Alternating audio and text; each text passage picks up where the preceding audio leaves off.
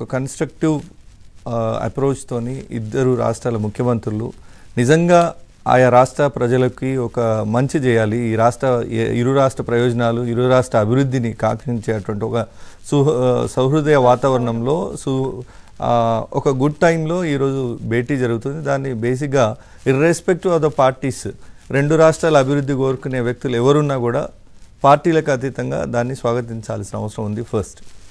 రెండు, ఇది ఒక శుభ పరిణామం. ఎందుకంటే పరస్పరం ఇచ్చిపుచ్చుకునే ధోరణిలో ఆ రోజు తెలంగాణ ఉద్యమం నాడు కూడా మేము అన్నదమ్ములు రాష్ట్రాలుగా విడిపోదాం, అన్నదమ్ములుగా కలిసి ఉందాం అనేది మా నినాదం. దానికి కట్టుబడే కాంగ్రెస్ పార్టీ నాడు తెలంగాణ రాష్ట్రాన్ని సాకారం చేసింది.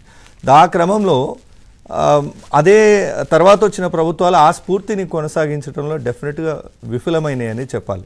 విఫలం కాకపోతే మనం ఈ రోజు కూర్చొని కూడా ఉద్యోగుల విభజన, ఆస్తుల విభజన 10 ఏళ్ళు దాటిపోయి ఉమ్మడి రాజధాని ఆ పీరియడ్ కూడా అయిపోయి ఈ రోజు కూడా ఈ అంశాల మీదటువంటి చిన్న చిన్న అంశాలు కూర్చొని మాట్లాడుకుంటే తేలిపోయే అంశాల మీద కూడా ఈ రోజు మళ్ళీ 10 ఏళ్ల తర్వాత ముఖ్యమంత్రులు ఇద్దరు కూర్చొని మాట్లాడుకునే రోజు వచ్చిందంటేనే it's a failure of Telangana government. ఈ 10 ఏళ్ల అధికారాన్ని వెలుగబెట్టిన కేసీఆర్ గారు, వారి ప్రభుత్వం యొక్క వైఫల్యం, ఆంధ్ర పాత్ర కూడా అంతే ఉంటుంది. ఈ ఇద్దరితో పాటుగా పైనుండి ఆ ఇద్దరిని ఒక గాడిన తీసుకుపోయి నడపాల్సినటువంటి పెద్దన్న పాత్ర పోషించాల్సినటువంటి కేంద్రం కూడా 10 ఏళ్లలో సేమ్ ఇదే ఒక ప్రేక్షక పాత్ర వహించిందనండి. లేదా నిమ్మకు నీరెత్తినట్టు ఉంది, రెండు రాష్ట్రాల మధ్య సమస్యలు వాళ్ళు చూసుకుంటారు, మాకేం సంబంధం అన్నట్టుగా వ్యవహరించింది. ఎందుకంటే పార్లమెంట్లో బిల్లు పాస్ అయింది, అది responsibility of central government also. గత యూపీఏ ప్రభుత్వం ఇచ్చింది అంటే కేంద్ర ప్రభుత్వం ఇచ్చిందనే కదా, దాన్ని సబ్సిక్వెంట్గా వచ్చినటువంటి ఫాలోఅప్ గవర్నమెంట్స్ వాటిని హానర్ చేయాల్సిన అవసరం ఉంటుంది. అవేవి చేయకుండా ప్రేక్షక పాత్ర వహించి ఎప్పటికప్పటికి వాళ్ళ రాజకీయ ఎత్తులకు తగ్గట్టుగా వ్యవహారాలను నడిపినటువంటి బీజేపీది కూడా అంతే పాత్ర ఉంది. అయితే ఫైనల్లీ ఈ రెండు రాష్ట్రాల మంచిని కోరుతూ ఈరోజు ఇద్దరు ముఖ్యమంత్రులు ఈరోజు సమావేశం కాబోతున్నారు. దీనిలో 3 కేటగిరీస్ ఉంటాయండి. ఇమీడియట్ కూర్చొని మాట్లాడుకోగలిగేటి ఉద్యోగులు ఉన్నాయి, కొన్ని మినిమం థింగ్స్ ఉన్నాయి. అసలు 9th షెడ్యూల్లో ఒక 60 పైగా ఇష్యూస్ ఆబ్జెక్షన్ లేని ఉన్నాయి 9th షెడ్యూల్లో. 10th షెడ్యూల్లో ఒక 33 వరకు ఆబ్జెక్షన్ లేని, అంటే ఇరు రాష్ట్రాలకి ఓకే ఉన్నటువంటి ఇవి కూడా ఉన్నాయి. అవి కూడా చేసుకోలేకపోయినారు. గతంలో కేసీఆర్ గారు తెలంగాణ ఉద్యమ నేత అని చెప్పుకునేట్టు ఆయన తెలంగాణ ప్రయోజనాలను తాకట్టు పెట్టిండు అప్పుడు జగన్ దగ్గర.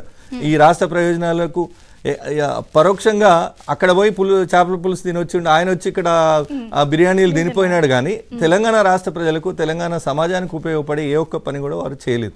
ఇప్పుడు మేము ఆ స్టెప్ తీసుకుంటున్నాం.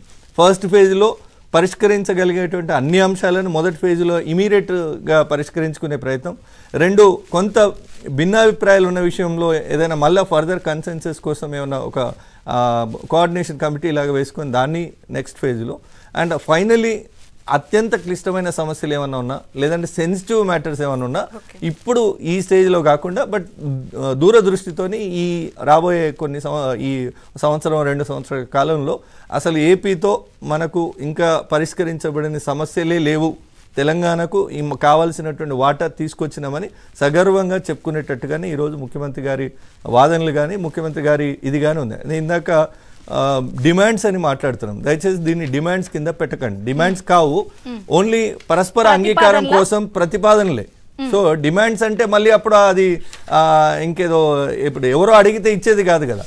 రెండు రాష్ట్రాలకు ఏపీ పునర్విభజన చట్టం ప్రకారం న్యాయబద్ధంగా రావాల్సినవి కొన్ని ఉన్నాయి. అవి ఎవరికి వారు చర్చించి తీసుకోవడమే తప్ప ఒకరు డిమాండ్ చేస్తే ఇంకోళ్ళు ఇవ్వడం అనేది లేదు. ఆల్రెడీ ఆంధ్రప్రదేశ్ రాష్ట్రం అన్యాయం అయిపోయింది, ఈక్వల్లీ తెలంగాణ ఒక నిమిషం అయిపోయింది. అసలు 10 ఏళ్లలో గత 5 ఏళ్లలో జరగాల్సిన నష్టం 30 ఏళ్ళు వెనక్కి వెళ్ళిపోయిందని అందరూ గొగ్గోలు పెడుతుంటే అన్యాయం అయిపోయిన ఏపీ నుంచి సరే డిమాండ్లు కాకపోయినా ఈ ప్రతిపాదనలు పెట్టి తెలంగాణ ఆంధ్రప్రదేశ్ రాష్ట్రం నుంచి ఆశించే పరిస్థితి ఉందా?